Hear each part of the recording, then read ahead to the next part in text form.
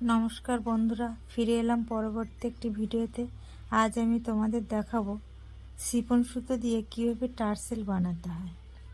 দেখো, আমি একটা বোতল নিয়েছি, ছোট্ট একটা বোতলের গায়ে সুতোগুলো পেঁচিয়ে নিচ্ছি।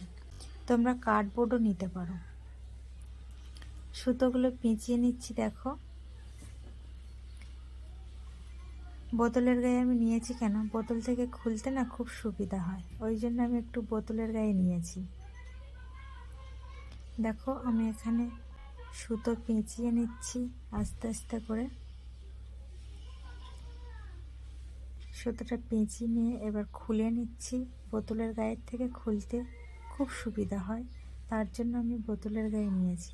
এবার খুলে নিয়ে আমি দেখো এখানে একটা প্রান্তে আবার সুতো পেঁচিয়ে আমি ওখানটায় গিট্টি দিয়ে নিচ্ছি।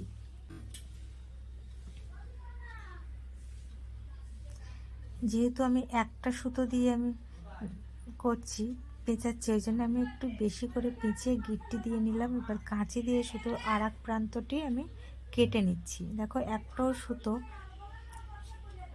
গোটা থাকলে হবে না, আমি পুরো সুতোগুলো কেটে আমি একটা টার্সেল বানিয়ে ফেলেছি। দেখো, টার্সেল বানাতে কত সুবিধা। দেখো,